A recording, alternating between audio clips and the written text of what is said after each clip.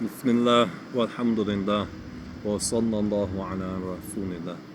Again, this is Abu Aqeeq, Face to Floor. Please check us out at face2floor.wordpress.com. Inshallah, I'm going to try to do a little bit more with the blog. There's another project I'm working on, so that's why I haven't been, at least recently, why I haven't been doing too much with the Face to Floor blog. But inshallah, I think there's a lot of useful information in terms of Islamic creed and other issues, social issues. Feel free to check out the blog, inshallah. Support it, subscribe, inshallah. In the first part, this is part 2, talking about Abu Aqeeq goes in on the American race matrix. I was saying that you had people who in terms of how to fix the condition of Black America, how to begin to fix it.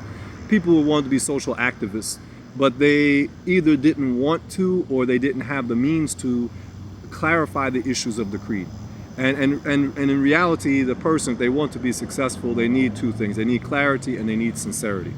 They need clarity in terms of they need to know who's who, what's what are the issues, and they need to be sincere, meaning that they really want to implement the truth.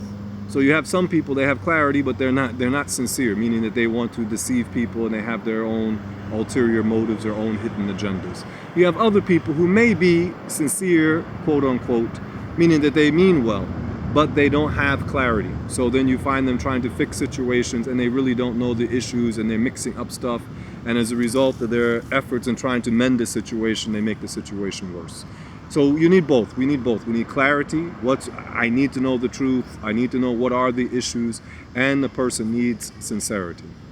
Going back in terms of the American race matrix and 2006, 2007, that time, these people, it was very strange because it's not long after I discovered that universe, a lot of those blogs shut down, a lot of those people stopped blogging, and it was like a flash in the pan. I think it probably lasted about 3 years because I kind of came in at the tail end, but maybe from about 2005 to 2008 or so. It was kind of a flash in the pan, and of course other social media sprung up around that time or a little bit after that time. That without sincerity and clarity, or clarity and sincerity, the two have to go together. That the person, they won't be successful. And with that said, where these people were at that time, I think things have changed a lot, meaning between, say 10 years ago, roughly. I know for myself, I think a lot of them were kind of where I was when I started learning about traditional Islam, and this goes back to the early 90s and mid-90s. I came to Islam through black nationalism / wannabe black activism. And again, I think I was, quote unquote, sincere in that I really wanted to improve the condition of Black America. At the same time, when I started learning traditional knowledge, it was never presented to me as an either or thing. Either you learn traditional knowledge or you were involved in trying to uplift or better African Americans. I personally didn't have that experience. I think certain things were overlooked or missed from people who were teaching traditional knowledge. But it wasn't like people were not opposing the idea. And that's something I think that this is a canard, that some of the, like a false accusation, that some of these people who are trying to use Islam as a means for their black nationalist platform. So this is where they're coming from, I think. I think some people, it's a ruse. You know, they're trying to just use it to appeal to a certain sentiment in African Americans so they can take advantage of them. So anyway, going back, I came to Islam through this black nationalism, black activism sort of background. And because sometimes people say, well, you don't know, you're not familiar with this. And indeed, this is my background. So again, fast forward, as I learned more and I did some traveling, that you realize more and more that there's a problem in the culture. And this is what I saw when I was in the Northeast, that you had people, alhamdulillah, they embrace Islam. But the religion typically, very often, did not get transmitted, meaning that it wasn't, it was transmitted, but the next generation, the children of those converts, did not retain the religion, or they did not retain the religious values. So they may have held on to a Muslim name, they may even still self-identify as Muslim, but they were not able to escape the vortex of what I call the black heathen culture. And what I mean by black heathen culture, basically African Americans have kind of been of two subgroups. You've had the Christian African Americans. I'm in the South now, where historically, I mean until recently, that Christianity was the dominant source of values and the dominant institution in Black America, certainly in the South. And then you had this other, the heathen culture, which was more like the street culture, the gang culture, the criminal culture, the underworld culture, etc., etc. And those people tended not to be very Christian. They may be nominally Christian, claim to be Christian, but they were involved in a lot of the behavior that an observant, conservative, traditional Christian, black Christian would reject. And now, with the African American culture, it is becoming more what I call heathen culture. The hip hop culture is in essence a heathen culture, meaning it's a culture that's really anti-religious. Some of them claim to be like 5%ers, and that's another hideous thing. You have some of them, some claim to be Christian, but their values are not Christian values. Their values come from this hedonistic, heathen hip hop culture, which is almost completely now a manipulation of mass media and the people higher up in the social hierarchy for the most part. So a lot of the African Americans I saw, the youth, were not able to extract themselves from that black heathen culture. And that goes back to the issue of identity. That a lot of us, we have not been able to separate our Islam, meaning I'm a Muslim first and foremost, and that the basis of distinction is Islam between people, not race. Because in American culture, in general, the primary distinction has been one of race. Even black Christians are still regarded as black. They're not called Christians, meaning the white, historically the dominant, the majority, the white majority, never regarded blacks, meaning black Christians, as their people. Although they shared the same religion, they prayed to the same human being. They never regarded them as their people. But in Islam, we would see, well, whether they are black or white, they are still Christian. They are Christians. This is what they are. We would use religion as the basis of distinction between people. And ultimately, that's what it is. The ultimate distinction between people is not one of complexion. The ultimate distinction between people is, does this person choose to worship their Lord or not? Do they choose to worship the Creator? Or do they choose to worship the creations or a creation, or they choose not to worship anything at all? That's the ultimate distinction. And as a Muslim, this is how we need to view things. And in terms of identity, and furthermore in terms of identity, in terms of our value system, do I get my value system from hip-hop? Do I get it from hip-hop radio? Do I get it from, I don't even know I don't watch TV, BET or whatever? Do I derive my source of values from rap videos? As a Muslim, no. Not only are they not my values, they are values, meaning those values that are promoted in those videos, for example, they are things that I must, by the religion, I must hate them. And hate is the right word. I must hate them. Not only should I hate them, but I understand not only are they promoting immoral and deviant and decadent behavior, but the people behind who are promoting that are promoting it in part for the destruction of Muslims. In part, this whole heathen culture that's being promoted through the hip-hop, for lack of a better term. And I know some people say, well, not all rappers are like that. There are different forms of hip-hop. I'm talking about what people are most familiar with and not trying to find some outlying exception and make that the rule. I'm talking about the general rule. So a lot of African-American youth that I saw, they were not able to extract themselves from that culture. So even if their parents embraced Islam, and alhamdulillah became observant Muslims, very, very often their children were not able to avoid the problems of drugs. They were not able to avoid the problems of fornication and illegitimacy and the prison industrial complex. Typically, they fell right back into the cycle of the black heathens. And why did it fall into the cycle of the black heathens? It goes back to the quote I mentioned earlier, that it depends on who you identify with. If you identify with black heathen culture, then you're going to behave like a black heathen. And if you behave like a black heathen, then you get the results, typically the results of a black heathen. Even if, alhamdulillah, you have the right belief in Allah, you know you're a creator, you have the right belief in the prophets. If you behave like a heathen, you end up typically getting the results of a heathen in this dunya. And of course, with the whole black heathen culture, you're talking about the legitimacy, like I said, of fornication, now even homosexuality. It's a very dangerous world that one would feel like attached, that one would feel attached to as a Muslim, because it leads to blasphemy, it leads to kufr, it leads to belying what the Prophet sallallahu alaihi wasallam taught. So that's one issue, that the Islam was not able to, or not saying not able at all, but many casualties to have been took place because of the inability of African American Muslims to develop their own identity as Islam first, feeling distinct from the heathens, and wanting good for them and calling them to Islam, but not looking at them and feeling like these are my people. Islam is the basis of your identity. What those people are, meaning the behavior, their culture, again, not talking about their color, talking about their culture. Their culture is in opposition to Islam. And the high-level opponents of Islam, they promote that deviant and decadent culture in part to try to destroy Islam. So it would be a wise thing for Muslims to distance themselves, to have disdain for that degenerate culture, and to distance themselves from that culture. At the same time, calling people to Islam. So people often, they get this twisted. And again, I'm saying culture, not saying dislike someone because of their complexion. There's a big difference. And this is a big lie that a lot of the liberals try to promote, where they try to make it look like if you were critical of black culture, what is today black culture? They say if you're critical of black culture, then you are racist.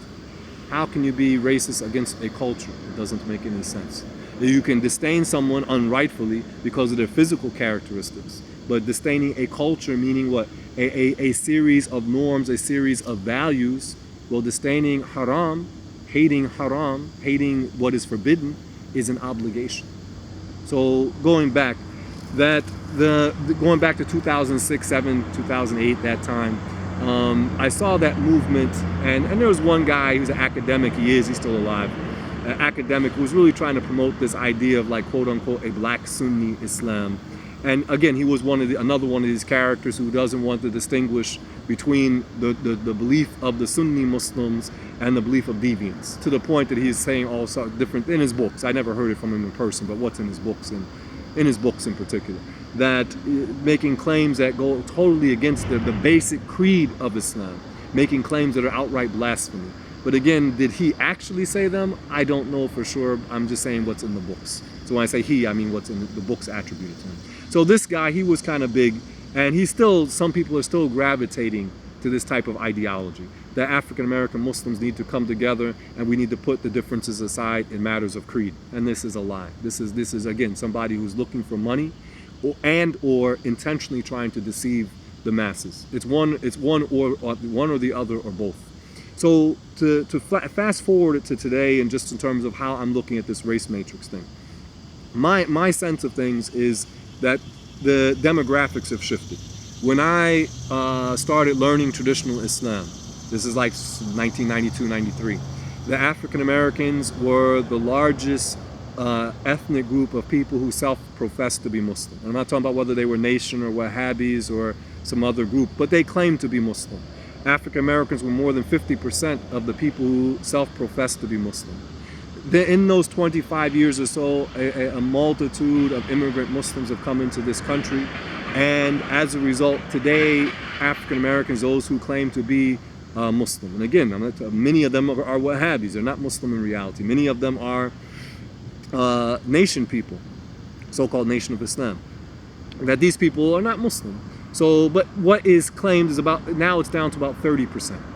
So the number of African American Muslims vis-a-vis the immigrant communities has been shrinking. I'm not saying the number of African American Muslims overall is shrinking, saying it's shrinking, the percentage is shrinking in comparison to the immigrant Muslims. And this could be expected. And also, of course, for the African American Muslims, the cultural connection to Islam often isn't there. And that's one of the reasons why we're saying with the youth that often the second generation is not able to hold on to the religion or transmit the religion, certainly to the third generation. Whereas the immigrant Muslims, even if, I'm not talking about the reality of their Aqeedah, but how they self-identify. They not only do they call themselves Muslim, but there's also a cultural connection to the religion. So even if this person really isn't observant or not hardly observant, because of the countries they came from, their identity was often based on religion. I just came from Ethiopia, well, about a month and a half ago. That the people there, the base of their identity, one was partly tribal, but also their identity, tribal slash ethnic, that their identity would also be religion. So even if this person is not an observant Muslim, he still knows that I'm a Muslim and I'm different from the Christians, even if he doesn't, for example, pray, for example. So the identity is based partly on religion. Same, I think, for the Muslims in India. That, okay, they may be Indian, living in the country called India today, but their identity would be Muslim. And for African American Muslims, very often their identity would be first and foremost, at least in their mind, would be first and foremost being black. And typically, if you're talking about urban African Americans, meaning linked into, connected with, or engrossed in the black heathen culture. So this is a difference between the African American often and the immigrant Muslims. And again, I'm not talking about the immigrant Muslims have their own issues, and I'm not talking about that, and I'm not talking about white people and what they do. We're talking about the issue of African Americans, and also for, as I would say, American Muslims, period. Flash forward to today. What I see and why I think that the whole quote-unquote black Islam thing, its time is come and gone. One, the African American Muslims, their numbers are diminishing. I live in a city here, Memphis, Tennessee. It's about 650,000 people, about 60% black. I don't think there are 50 Sunni African American Muslims in this city. By Sunni African American Muslims, I mean people who husband and wife are African American, and they claim to be Sunni. Let me say claim to be Sunni. So whether they are in reality Wahhabis or faux traditionalists or whatever they may be, I don't think that there are 50 African American Muslims in this city. African American Muslim families where the husband and wife are Muslim. What the trend I see is that as African Americans, their numbers shrink vis-a-vis the numbers of the immigrants, that those who are learning some type of traditional knowledge, that they will, and especially also one is our numbers, African Americans, our numbers are shrinking within the society, but also the global society is opened up. So you will find more and more brothers who will travel and they will marry outside the tribe. And you will find the people who are here, maybe they don't travel, they still very often will marry outside the tribe. Now in some places you will have like a large black underclass of Muslims, and who are caught up in the black heathen culture. And quite frankly, again, I don't know the future. This whole thing can end tomorrow. I mean, they can pull the plug and just, it's over, or something else can happen. But talking about the trends as I see them, that those Muslims, African American Muslims, who do not make a conscious effort to get out of the black underclass, I don't know how they're going to survive. Because as was said earlier, you have the prison industrial complex system running. We're basically African Americans, meaning as a culture, certainly the black underclass, that from the point of view, the perspective of the people higher up the social ladder, that they don't serve a purpose. I mean, we, meaning my ancestors, my black ancestors at least, were brought here to work. We're brought here as slaves, or as Muslim prisoners of war. That we were brought here to work. We were not brought here to be empowered. And now when you have between the outsourcing and you have things being with technology, that you have between outsourcing, shipping jobs out of the country, the technology, a lot of people are going to be put out of work, and also what is in essence a Latino invasion of the society. And I'm not complaining, I'm just saying it is what it is. You have the Latin invasion taking place, that a lot of African Americans are just going to be pushed further and further to the fringe, unless they develop the skills, first of all, the mindset and the skills that will enable them to be competitive in a global society. So a lot of the black underclass, I don't know how they'll survive. You see how the families are being busted up, the welfareization of the black, especially the black underclass. All of these forces are taking place, which are quite frankly to destroy the black underclass. Because again, you have people who are higher up the social hierarchy. They have their agendas, and this is what they're on something else. So their objective is to destroy this class of people. And so it would behoove those people who find themselves in that situation to try to get out of that situation, because it's going to be serious. So for the African Americans who are in that situation, I don't see it getting easier. The African American brothers who are competent, who may or may not have a quote unquote formal education, but they are responsible brothers. They're not in and out of prison. They're not on and off drugs. They're able to take care of a family. The chances are they're not going to be moving into that type of environment because they don't want to raise their children there. And many of those brothers, as I said, they are going to be marrying outside the tribe.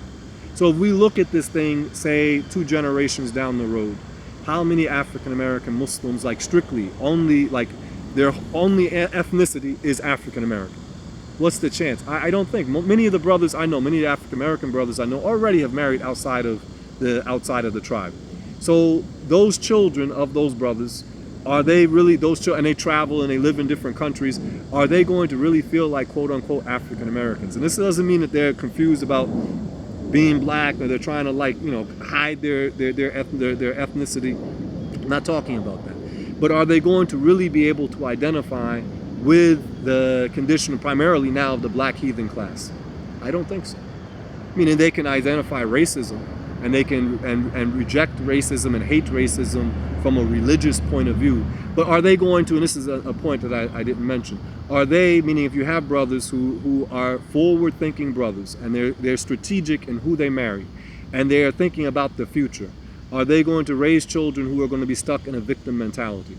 Which is because of the leftist ideology, which is so infected. Many of the African Americans, whether the underclass or the middle class, are so infected with this leftist ideology of victimization. Not saying that black folks aren't being victimized by a system. I'm not saying it doesn't exist. But when you feel like a victim, you get the results of a victim. As opposed to feeling like, okay, I have opposition, there are people who don't like me, they're trying to take advantage of me, they are trying to harm me, then I need to take the necessary measures to protect myself, preserve my family, and promote my interests. This is how a forward-thinking person would think. And then he would want to unite with other like-minded people. So again, in conclusion, my sense of things is that many African Americans, they're going to marry outside Muslims. They're going to marry outside the tribe. In a generation or two, you're not really going to have that many pure African American Muslims. Meaning you have converts who, inshallah, keep coming into the deen, but you will have a new culture, new identity of American Muslims who have married out. Maybe many of them maybe will not even live in America anymore, and they will not be. They will not have the same mindset. Those children 2 generations down the road, they are not going to have this quote-unquote black nationalist mindset. So trying to promote that, mashallah, I mean, I think it's important to do da'wah in the inner city, don't get me wrong, there's a need. But in terms of like building your identity, because you have these people now, like I said, trying to build up some kind of quasi-Sunni black Islam, that trying to do this is a failure. And a lot of these people will even neglect matters of Aqeedah to promote some sort of black racial pride. And this is not the way to go. The solution in truth goes back to what I said. It goes back to clarity and sincerity. People have to be sincere. Okay, have clarity. Who are all these groups? Who says what? Why do they say what they do? How do I know who's right and how do I prove it? This is what a person needs to be asking. Because you have people who claim to be Muslim and they claim different things about Allah. Who's right? And again, it goes back to knowing your Lord, knowing what befits Allah and what does not befit Allah. That's what it boils down to.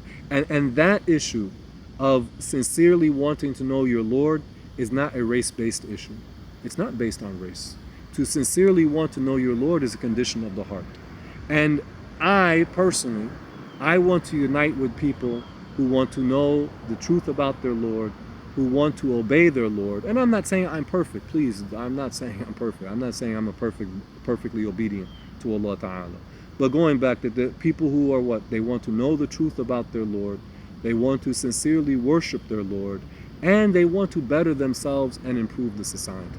And I don't care what color you are. I don't care who your parents are, meaning like your ethnicity. I mean, if you're a relative of the Prophet, a descendant of the Prophet, sallallahu alaihi wasallam, I love you for the sake of Allah. But meaning that the basis of the unity and the basis of what we need to be doing as Muslims in America, regardless of our complexion or ethnicity, it should be uniting with sincerity to Allah Ta'ala, in obedience to Allah Ta'ala. And as I said, this race-based identity, the idea of race, it comes and goes, it changes. Culture comes and goes, it changes. So I want to build a culture. I want to be a part of a culture that's based on obedience to Allah Ta'ala. I want to be with brothers and want to be with sisters who are clear about what befits Allah, what does not befit Allah, what befits the prophets, what does not befit the prophets. Those are the people that I want to unite with. And again, I want to unite the African Americans here. They want to hear about Islam and learn about Islam. I need to reach out to them. I hope to do so. There's Mexican community here, white Americans here, people of Muslim, different various ethnic groups, Muslim ethnic groups. These are the people I want to unite with in obedience to Allah Ta'ala. I don't think it's practical to try to go back and do some sort of black activist movement in which really times have changed. As one brother has said, that boat has left the port. And we've moved into another era, a global era, and it's necessary, bi-idhnillahi ta'ala, that we have an identity that is relevant and that is competitive with the global challenges that the Ummah, the Muslim nation, faces and humanity faces. And this is the way to really unite with clarity in the creed and with sincerity in obedience to Allah subhanahu wa ta'ala. This is Abu Aqeeq. This is Face to Floor. Please check us out at face2floor.wordpress.com. Also check out the YouTube channel, support it. And as always with these links, share them, spread them in your social media network. Walhamdulillah wa sallallahu ala rasulillah.